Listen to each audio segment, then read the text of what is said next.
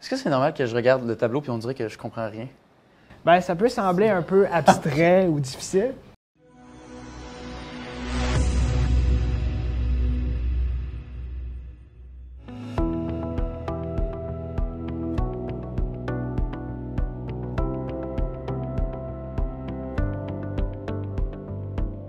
Aujourd'hui, elle vient tester mon travail. Je m'en vais rencontrer quelqu'un qui est pas mal meilleur que moi en maths, Philippe, qui est analyste en actuariat.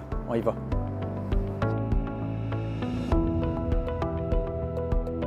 Salut Philippe. Allô? Thomas, enchanté. Enchanté. Qu'est-ce qu'on va faire aujourd'hui? Aujourd'hui, je vais te faire visiter nos bureaux, te parler de mon environnement de travail puis des tâches que je fais. On peut débuter. Je vais te montrer la salle de conférence.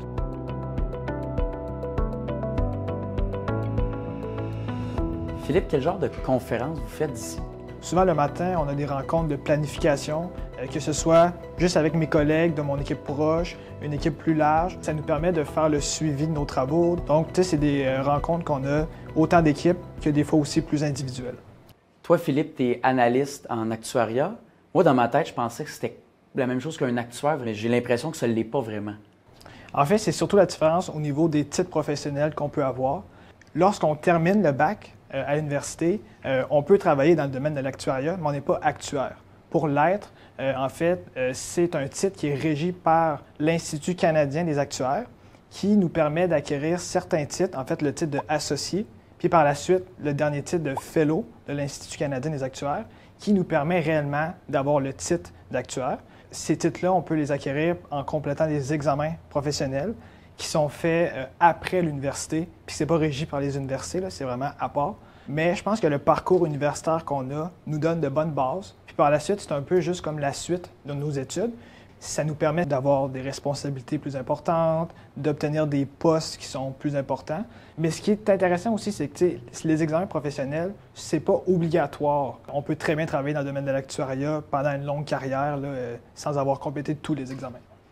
Fait qu'il n'y a pas juste un domaine comme on pourrait penser des fois, d'être actuaire puis c'est tout. Il y a plusieurs champs variés dans lesquels on peut étudier. Moi, je travaille dans l'assurance de dommages, mais c'est un champ parmi plusieurs. Puis, lorsqu'on complète les examens, on peut se spécialiser dans un champ ou l'autre. Donc, ça nous permet vraiment de développer des compétences là, spécifiques au domaine qui nous intéresse. Ce qui est intéressant aussi, c'est que lorsqu'on travaille pour un employeur, il va souvent nous accompagner dans la complétion de nos examens professionnels, que ce soit en nous payant certains frais liés aux examens, au matériel d'études, ou des frais de déplacement ou autres, et aussi en nous donnant du temps pour étudier, pour compléter les examens. Donc vraiment, je sens que au sein des employeurs, on est bien accompagné dans notre parcours professionnel. Mais il n'y a pas de pression de « il faut faire des examens, il faut se rendre au titre ». On est assez libre là-dedans.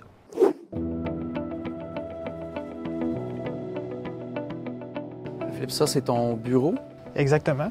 Donc, je peux te présenter un peu mon milieu de travail. Là. Souvent, c'est ça. C'est un cubicule comme ça. J'ai mon ordinateur qui est mon principal outil de travail. Il y a une partie qui est liée à la programmation informatique, dans laquelle, en fait, je veux aller chercher des données qui vont m'être utiles pour faire des analyses. Puis par la suite, il y a une partie d'analyse qui se fait à l'aide de logiciels.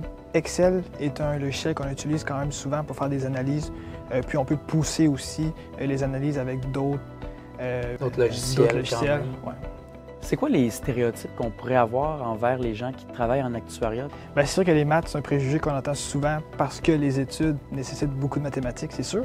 Mais souvent, on entend, un actuaire, ça passe la journée devant son ordinateur à parler à pas grand monde. Mais il y a beaucoup de mes tâches qui sont liées à la collaboration et au travail d'équipe. Et à quel point tu dirais que le travail d'équipe prend une place importante dans ton métier? Ça prend une grande place parce que souvent, les projets qu'on fait, c'est de longue envergure. On est plusieurs à travailler ensemble, puis chacun apporte une partie très importante. Il y a beaucoup de collaboration qui rend le tout très agréable. Philippe, ça fait quoi finalement un actuaire ou quelqu'un qui travaille en actuariat? Un des rôles principaux, c'est de venir déterminer les coûts futurs. Une compagnie d'assurance, ce qui est particulier, c'est qu'on ne connaît pas vraiment les coûts futurs. Si on prend un restaurant sushi, par exemple, on peut connaître le coût des ingrédients, de la main-d'œuvre, du transport, des installations. On a quand même une idée précise. Pour une compagnie d'assurance, c'est de payer pour un sinistre, donc un accident, un incendie, s'il survient. Donc, on ne sait pas d'avance si on va devoir payer, quel montant on va devoir payer, quand on va devoir payer. Donc, c'est un peu le rôle d'un actuaire de venir analyser notamment les données historiques pour tenter de prédire ce qui va arriver dans le futur pour essayer de déterminer, par exemple, une prime adéquate. T'sais, moi, pour ma part, je suis dans une équipe en tarification. Une de mes tâches, par exemple, c'est lié à la modélisation. Donc, si on prend, par exemple, les coûts pour assurer une automobile. Ça pourrait être simple de dire on charge le même prix à tout le monde. Toutefois, ça ne serait pas représentatif du risque que chacun représente. Philippe, tu me disais avant l'entrevue que les changements climatiques influencent les coûts, donc ton travail en l'occurrence aussi. Ben oui, il y a toujours plein de nouveaux événements qui viennent impacter le travail qu'on fait. Les changements climatiques, c'est clair qu'on doit les prendre en considération. On n'est vraiment pas à l'abri d'avoir des catastrophes qui vont engendrer de coûts importants et donc clairement qu'on met des efforts là-dessus.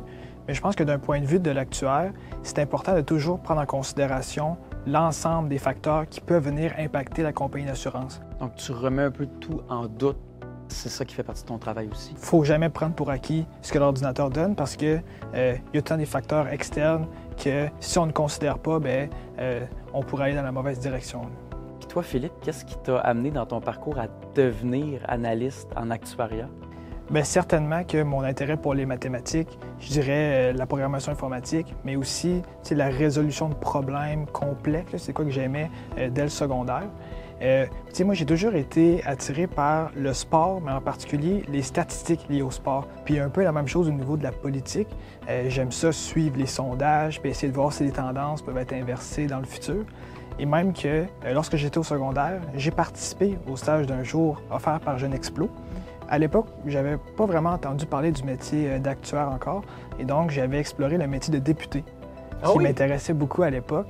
J'avais passé une journée complète avec un député, puis ça m'a permis de voir que ce qui m'intéressait dans la politique, c'était plus le côté statistique, analyse. Puis à quel point là tu te sens épanoui dans ta job, comme on dit? J'aime vraiment ça. Puis ce que j'aime en particulier, c'est qu'il n'y a pas une journée pareille. À chaque jour, j'ai des défis stimulants qui sont différents, qui me permettent de m'améliorer constamment et d'explorer des nouveaux domaines. Il y a vraiment plusieurs avenues intéressantes. C'est quoi, Philippe, les champs d'expertise liés à l'actuariat? De mon côté, je travaille dans une compagnie d'assurance de dommages, mais on voit aussi des actuaires qui travaillent dans des compagnies d'assurance vie, au niveau des régimes de retraite, dans des risques collectifs comme l'assurance maladie collective, mais aussi, je pense, dans les risques financiers en général. Puis où est-ce qu'on peut travailler quand on devient actuaire ou qu'on travaille dans le domaine de l'actuariat? Il y a plusieurs employeurs possibles. Il y a beaucoup de compagnies d'assurance qui emploient des actuaires. On peut penser à Desjardins Assurance, IA, donc Industrielle Alliance, Beneva, Promutuel. Ce sont toutes des compagnies qui emploient des actuaires. On voit aussi des actuaires qui travaillent dans des firmes conseils, mais également dans des organismes publics comme la Société d'assurance automobile du Québec qui emploie des actuaires. Philippe, je regarde autour de nous. Les bureaux ici, c'est très grand, mais je pense qu'incluant l'équipe de Jeunes Explos, on n'est peut-être même pas 10. Fait qu'il y a beaucoup de télétravail, là. Tout à fait. Notre métier se porte très bien au télétravail. Il y a certains jours qu'on vient au bureau, on a une belle ambiance de travail, on a des activités sociales. De mon côté, à chaque jour que je viens au bureau, l'heure du midi se passe à la table de ping-pong, c'est sûr. On a des jeux vidéo, donc il y a vraiment des activités qui sont intéressantes, qui nous donnent le goût de venir au bureau. Mais le télétravail donne une belle flexibilité avec la famille, moins de temps dans les transports. Donc je trouve qu'au niveau de l'horaire de travail, on a une belle flexibilité. Un horaire flexible, puis tu peux t'améliorer au ping-pong. Tout à fait. Philippe, tu avais mentionné un peu plus tôt les logiciels de programmation. De quels autres outils tu te sers régulièrement dans le cadre de ton travail? Bien, tu peux venir, je vais te montrer directement l'ordinateur. Tu vois ici, c'est R, c'est un logiciel de programmation qu'on utilise qui nous permet beaucoup d'aller jouer dans les données, de sortir les tables et de faire des ajustements qu'on a besoin. Ici, on voit un autre logiciel de programmation également, qui est SAS, qui nous sert beaucoup pour travailler avec des grosses tables de données, joindre des tables ensemble et faire des traitements nécessaires. Puis dans le cadre de mes fonctions, j'utilise beaucoup Excel aussi, que ce soit avec des tables de données pour faire des analyses, mais aussi arriver à faire des analyses de graphiques, voir des tendances, des projections. Donc ici, on voit là, une tendance, par exemple, des coûts, qu'on voit clairement une hausse. Puis lorsqu'on essaie de prédire le futur, on peut clairement avoir une tendance vers la hausse. Donc c'est un peu le genre d'outil que j'utilise au quotidien. Puis est-ce que ça, c'est pour du codage? Du codage, c'est par exemple ici, qu'on voit en R ou en SAS. Puis souvent, on a des gabarits de code desquels on part pour faire des analyses qu'on a besoin. mais c'est quand même une avenue qui est intéressante dans le travail où on a à développer des outils qui nous permettent de pousser plus loin. Puis tu sais, en théorie, de faire parler les données là, pour voir des tendances à partir de l'historique. Donc, c'est des beaux outils de programmation qu'on a à notre disposition. Philippe, quelle qualité ça prend selon toi pour être heureux ou heureuse dans le domaine de l'actuariat? Bien, certainement, je dirais d'avoir un intérêt pour les mathématiques, c'est clair. On en fait beaucoup dans les études, dans le cadre du travail, et surtout au niveau, je dirais, de l'aspect conceptuel derrière les mathématiques. Aussi, avoir un intérêt pour la résolution de problèmes, de problèmes complexes dans lesquels il faut prendre le temps là, de faire plusieurs étapes afin d'y arriver. Et enfin, je dirais là, la programmation informatique. Clairement que dans les dernières décennies, la profession actuarielle a quand même beaucoup évolué. Toutefois, on n'est pas obligé d'en avoir déjà fait avant de débuter, par exemple, nos études universitaires. Dans les cours universitaires, puis dans le cadre du travail, on en apprend beaucoup. On a beaucoup de formations sur comment optimiser notre programmation. Donc, c'est très agréable. Et moi, je ne pense pas avoir les mêmes qualités que toi, mais tu vas quand même me tester. Tu as un exercice à me faire faire. On va faire quoi? En fait, c'est une tâche que j'ai à réaliser dans le cadre de mon travail de façon quand même régulière, où on veut venir analyser la tendance des résultats, par exemple, des dernières années, pour essayer de prédire le futur. On va d'abord débuter par aller chercher les données qu'on a besoin, puis on va les exporter dans un fichier Excel, et ensuite on va se créer un petit graphique afin de voir une tendance, et je vais voir si je suis en mesure de trouver des constats intéressants avec ces données-là. Donc, on voit à l'écran, on a un fichier, un code de programmation. Il y a quelques modifications à faire parce que c'est un code que ça fait un petit bout qu'on a utilisé. Ça peut sembler un peu compliqué, mais tu sais, au départ, ce sont des étapes assez simples. Je t'inviterais, tu vois, à la ligne 7, il faut mettre à jour la date à laquelle on fait notre analyse. Donc, tu peux juste aller mettre la date d'aujourd'hui en format date. Fait que je me sers du clavier ici? Oui, et la souris pour aller te positionner vraiment, là, si tu veux effacer, par exemple, là, l'ancienne date. Donc, juste ici? Exactement. Puis là, tu peux effacer pour mettre la date d'aujourd'hui. Est-ce que c'est normal que je regarde le tableau puis on dirait que je comprends rien? Bien, ça peut sembler un peu abstrait ou difficile. C'est des étapes assez simples. C'est juste qu'il faut être à l'aise de les faire.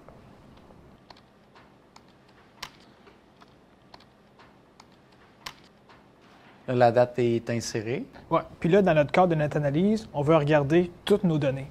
Fait que tu vois, 2 lignes plus bas, c'est écrit Québec. Mais là, on voudrait écrire total pour avoir l'ensemble des données pour notre analyse. J'enlève Québec, je marque total. Oui. Tu sais, des fois, on fait des analyses plus poussées. Des fois, c'est une petite demande ponctuelle. Mais là, on veut tout regarder. Donc là, on serait prêt. Si tu remontes un peu, ah, tu vois, en rouge, on a un code d'erreur. Ça, c'est pas bien. C'est pas bien. OK.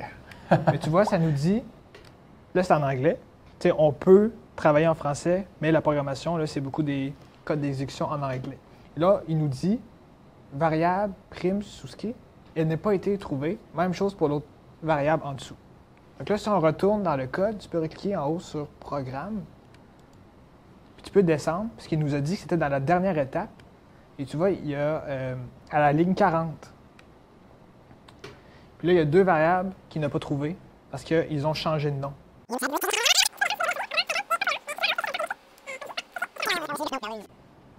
Et là, tu peux refaire exécuter. Ça devrait fonctionner. Sinon, ben, il y aurait un autre erreur. Sinon, tout explose.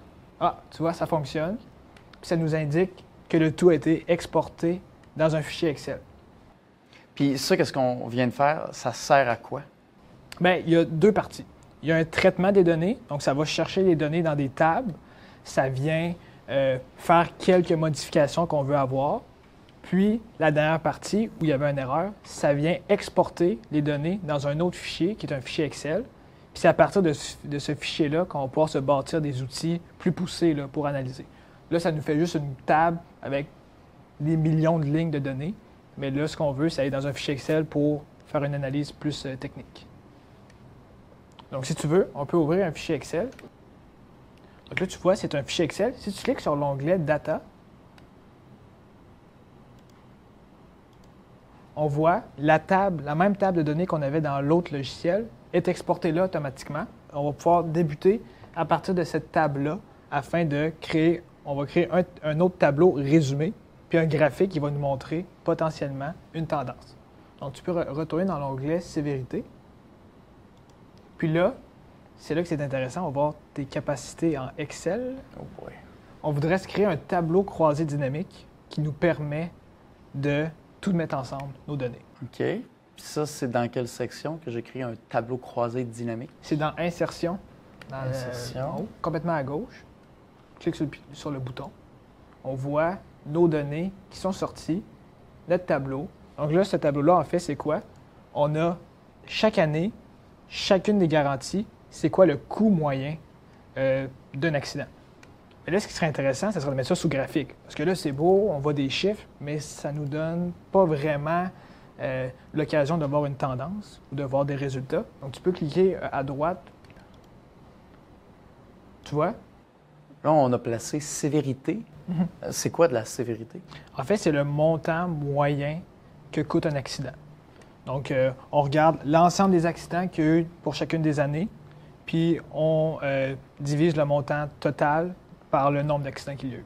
Donc, ça nous permet de voir, en moyenne, les accidents automobiles nous coûtent combien. C'est très intéressant, Philippe. Puis Puis- que je vais faire attention quand je vais aller sur la route. Mais au pire, si j'ai un accident, toi, tu vas pouvoir calculer Exactement. combien ça va me coûter. Si tu veux, on pourrait regarder un seul chapitre, une seule garantie en particulier, puis essayer de voir si on voit une tendance dans les données.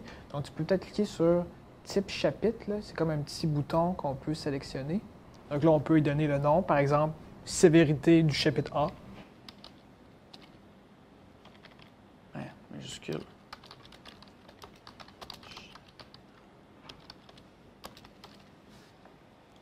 Donc là, ça permet de voir vraiment, concrètement, de façon assez claire qu'il y a une tendance. Le coût augmente avec les années, mais là, il y a une autre baisse. Donc, tu sais, si je te demandais de faire un constat, selon toi, mettons, si on veut projeter dans le futur, Ben moi, j'ai l'impression que c'est à la baisse beaucoup. Mais en même temps, ça a augmenté. Tu sais, je trouve pas que c'est une baisse qui a l'air nécessairement pertinente. ouais. Est-ce que j'ai tort? On a l'impression que ça l'a baissé, mais ça voudrait remonter si on suit une tendance avec les autres années d'avant. Donc, tu vois, juste c'est un exemple d'analyse qu'on doit faire. Puis c'est là que les autres facteurs viennent impacter notre travail de OK, il y a peut-être quelque chose qui explique cette baisse-là. L'inflation, c'est un facteur qui vient juste naturellement augmenter les coûts. Des choses aussi comme les nouvelles technologies dans les voitures, c'est quand même des choses qui sont à prendre en considération. Puis notre travail, c'est d'essayer de prédire le futur. Donc, on prend ce qui s'est fait dans le passé, on essaie de prédire le futur. Pas de boule de cristal en plus. Non. Comment as-tu trouvé l'activité? J'ai trouvé ça intéressant. Moi, j'ai pas la bosse des maths comme toi, mais de la façon que tu le vulgarisais, là, je comprends plus. Tu sais, puis je vois que ça va coûter de plus en plus cher si on fait un accident de char aussi. Ça, c'est un exemple. Ouais. Mais je trouve ça intéressant. C'est comme vous êtes des devins un petit peu. Notre but de notre travail, c'est vraiment de prédire le futur, mais c'est pas des trucs qui sortent de nulle part, c'est des analyses qui sont poussées, mais qui viennent de données statistiques. Philippe, merci beaucoup. Un gros merci. Vraiment, pour la journée, c'était hyper intéressant. Moi qui ne connais absolument rien à ça, je n'ai appris au moins un peu, puis c'est grâce à toi. Puis tu as fait Jeunes Explos. Je pense que tu es bien placé pour donner un conseil aux jeunes qui nous regardent en ce moment. Ce serait quoi? Mais je leur dirais, n'hésitez pas à explorer un métier qui vous intéresse, que ce soit parce que vous avez des affinités avec ce métier-là, que c'est en lien avec une de vos passions. Puis surtout, si vous aimez les mathématiques, la programmation informatique, l'actuariat, ça peut être une avenue très intéressante. Puis je pense que Jeunes Explos, en particulier les stages d'un jour, c'est vraiment une belle opportunité de pouvoir voir concrètement le métier qu'on veut explorer. Parce que c'est un métier qu'on va possiblement exercer une bonne partie de notre vie. Là. Donc, c'est bien. Très bien dit. Merci Philippe. Bon Merci. travail. Merci Salut. à toi. Bye.